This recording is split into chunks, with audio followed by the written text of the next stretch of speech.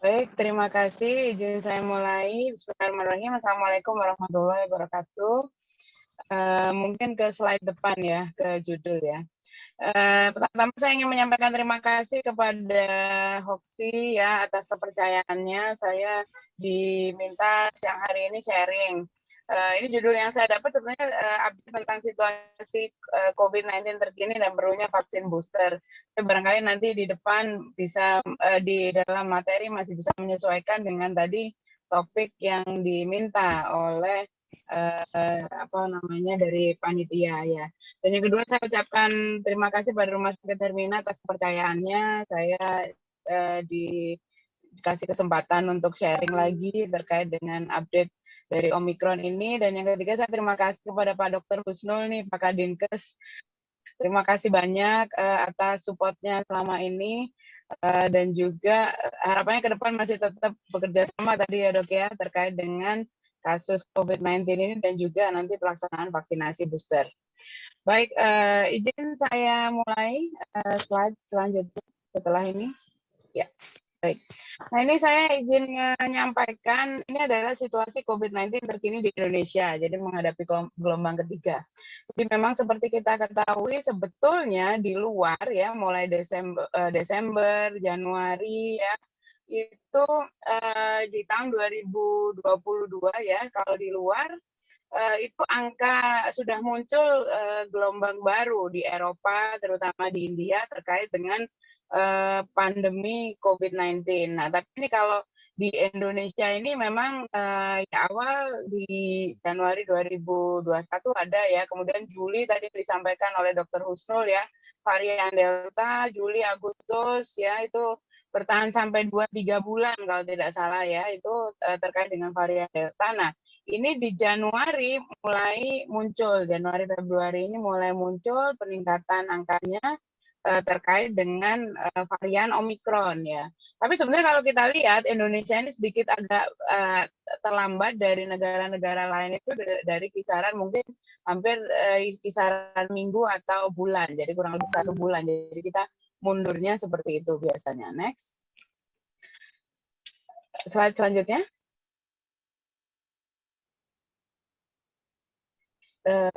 Slide. Bisa ya?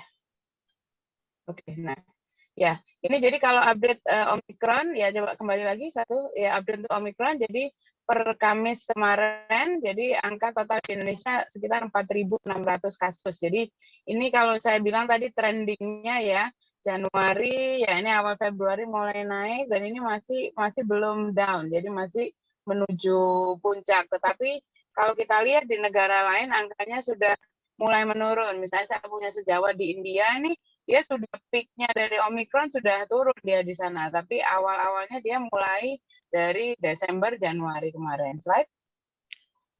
Nah, bagaimana dengan selanjutnya? Agak lambat ya. Next. Ya. Nah, bagaimana dengan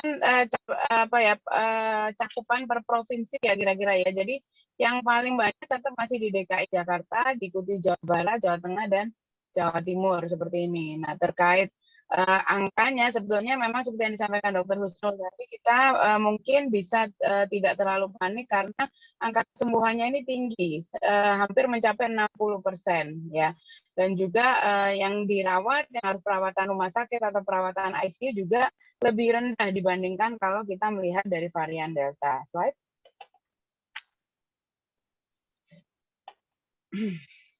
Slide.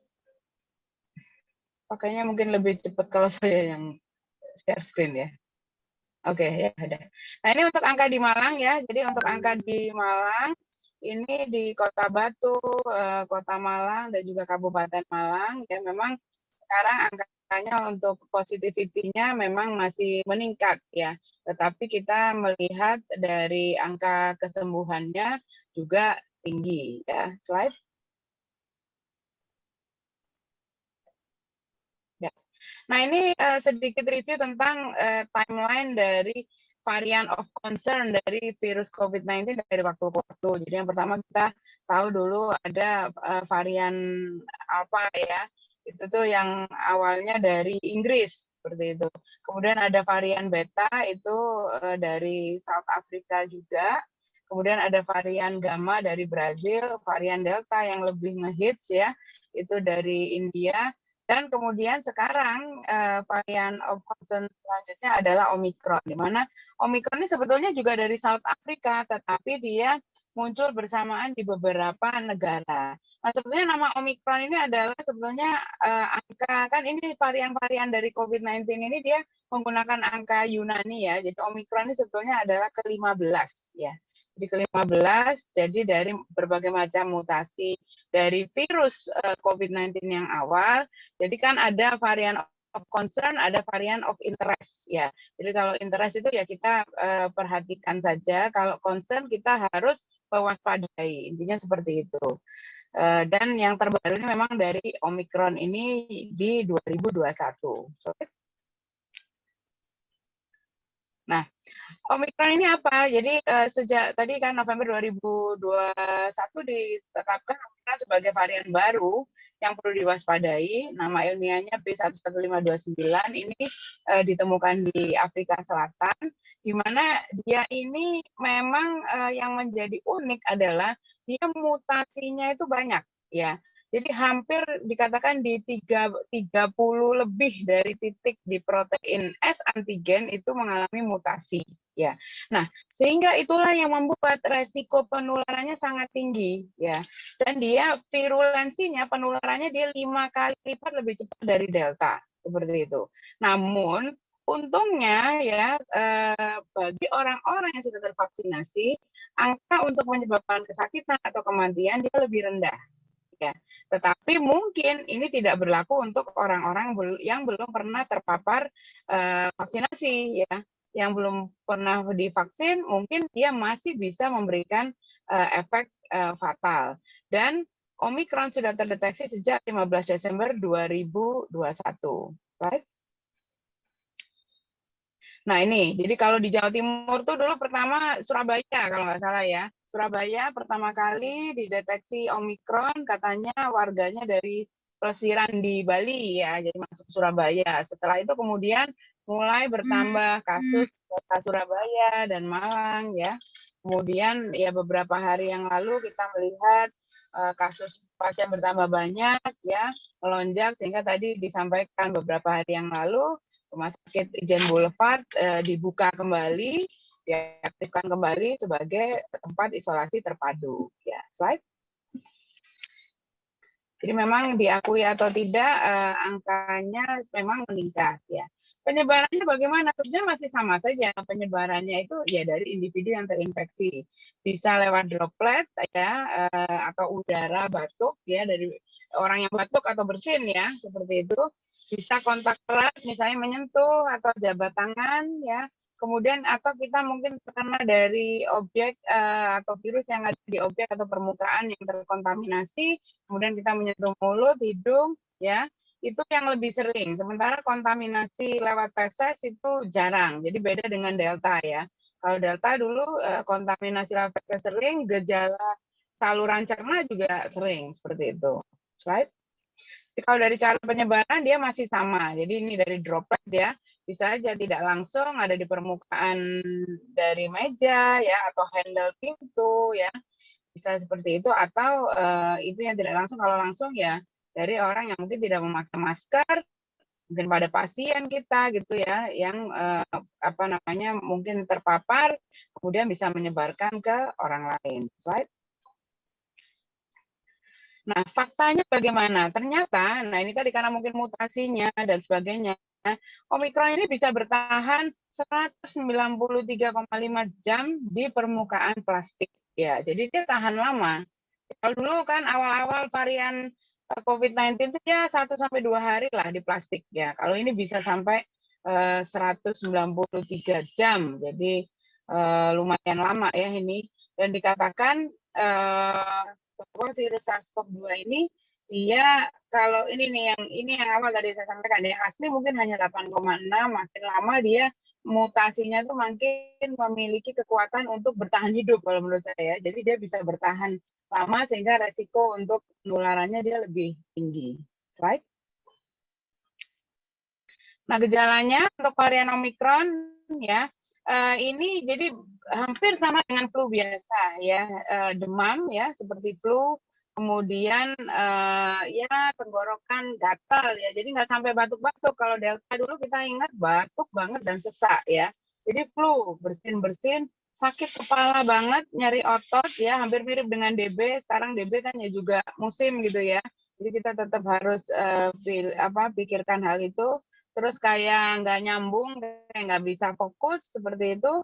Tapi dia tidak ada kehilangan rasa, ya. Beda dengan Delta ya. Kalau Delta kan ada anosmia, ya, kemudian nggak bisa merasakan, dan mungkin rasa berkeringat di malam hari. Nah, ini jadi memang gejalanya lebih ringan untuk yang varian Omikron ini. Nah, ini perbedaannya kalau dilihat antara data Omicron, flu, dan common cold biasa ya. Kalau Omicron jarang batuk, kalau Delta itu batuk banget. Dan ada sesuatu hal yang perlu kita lihat bahwa dengan adanya Omicron itu bukan berarti Deltanya hilang. Karena mungkin kalau sekalian pernah melihat beberapa waktu yang lalu ada postingan dari Kemenkes bahwa untuk kasus saat ini kan memang angka kematian juga masih tetap ada ya, walaupun tidak meningkat drastis. Ternyata masih ada kombinasi dengan varian Delta untuk paparan dari pasien di COVID-19 seperti itu. Jadi kita memang harus melihat gejalanya. Kalau Omicron ini dia nggak batuk, ya seringnya flu, bersin, ya nggak ada sesak, ya demamnya nggak yang banget gitu. Kayaknya terus mungkin bisa di mute. Oke. Nah, kemudian apa namanya? Kadang ya kayak gergesi gitu aja seperti itu, dan gejalanya memang pendek. Jadi hanya 2 sampai 3 hari biasanya dia membaik seperti itu. Beda dengan varian Delta yang lebih lama dan juga dia cenderung ke apa namanya? Perburukan kondisi ya, seperti itu. Terus bedanya dengan flu gimana? Ya memang kita harus periksa ya. Jadi memang harus dilakukan deteksi dengan menggunakan swab antigen atau PCR seperti itu. Slide. Ya, slide. Oke. Nah, jadi harus kita ingat memang gejala umum Omikron ini memang ringan, tapi ya tetap kita harus melihat bahwa ada orang yang bilang bahwa walaupun divaksin masih tetap bisa terkena Omikron ya, seperti itu. Dan juga kemajuran vaksinasi menurun, ada hal-hal seperti itu ya. Tapi kita jangan lupa bahwa apapun itu, kalau kita sudah pernah divaksin, ya sebetulnya tubuh itu udah punya dasar, udah punya modal ya untuk melawan si virus Omikron itu. Nah, karena ada hal-hal seperti ini, sehingga muncullah pemikiran bahwa booster mungkin ini bisa membantu dan juga meningkatkan perlindungan kita terhadap varian-varian lain dari COVID-19 yang mungkin saat ini Omikron, di masa mendatang mungkin barangkali ada yang lain. Karena tujuannya adalah menurunkan angka kesakitan, ya, menurunkan infeksi yang lebih parah, rawat inap, bahkan kematian. Slide. Nah, ini adalah kelompok risiko tinggi terinfeksi COVID-19 ya. Jadi kita tahu anak-anak, orang tua, ya, perokok, ya, kemudian ibu hamil ya, ibu hamil yang kita bahas pada siang hari ini ya, nanti titik fokusnya. Kemudian orang-orang dengan komorbid penyakit paru-paru, stroke ya, penyakit kongenital, kemudian penyakit jantung ya, kita nakes, kemudian pelayanan publik ya, ASN itu ya pokoknya yang ketemu setiap hari lah dengan berbagai macam orang itu beresiko untuk terpapar COVID-19. Slide.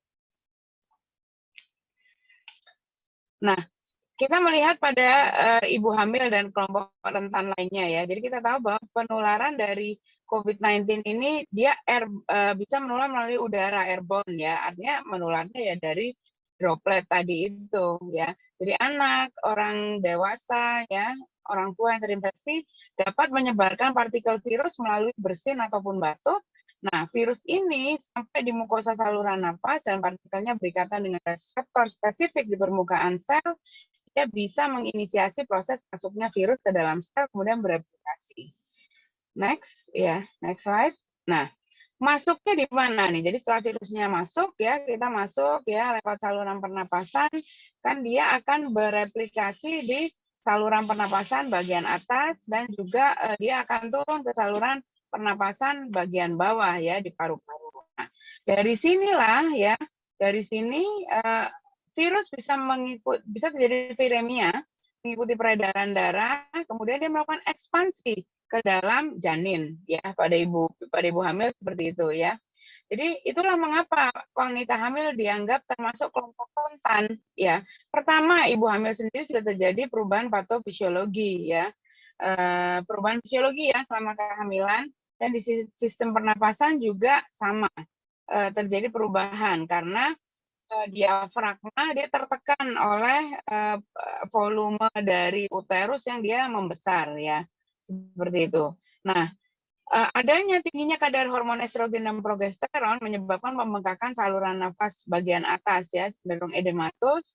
Hal ini berkontribusi dengan meningkatnya risiko infeksi dan adanya expansion ya tadi dari yang rongga dari rahim yang membesar, diafragma bergeser ke atas sehingga chest expansion terganggu sehingga terjadi penurunan kapasitas cadangan respirasi. Slide.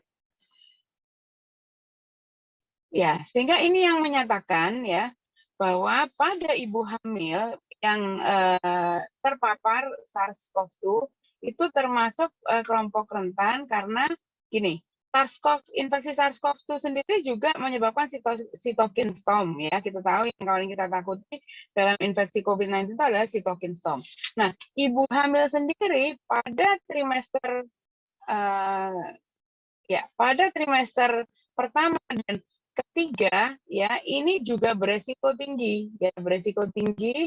Ada yang namanya immune clock ya. Immune clock sendiri adalah perubahan yang terjadi pada ibu hamil di mana terjadi peningkatan CD25 dan gen FOXP3 ya, Treg cell ya, kemudian memori CD4 dan CD8 T cell yang meningkat sehingga pada ibu hamil yang terinfeksi SARS-CoV-2 ini rawan terjadinya resiko peningkatan proinflamatori dari sitokin yang bisa memperberat dari kondisi sakitnya sendiri. Seperti itu. Jadi kita harus berhati-hati terutama pada ibu hamil di trimester pertama dan trimester ketiga. Slide.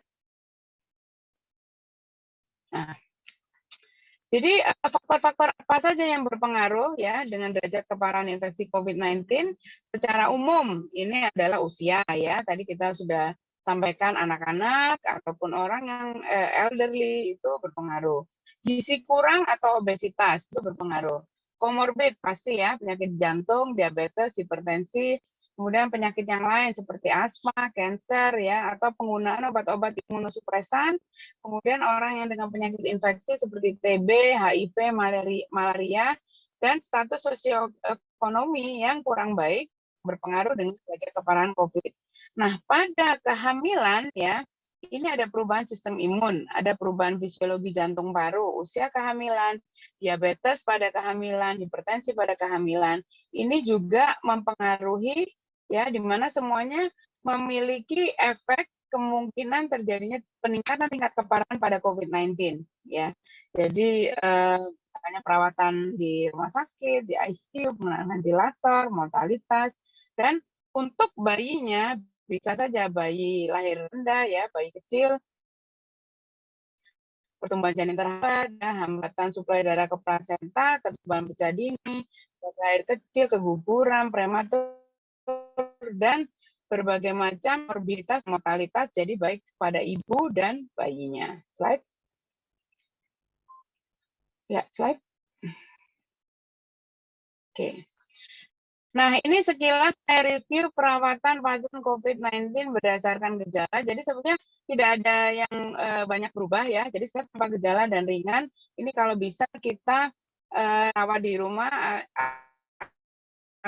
asal tempatnya memenuhi syarat, atau di baru yang sedang dan berat atau kritis itu yang dirawat di rumah sakit seperti itu. Jadi sebenarnya tidak ada perubahan terkait dengan alur perawatan. Slide.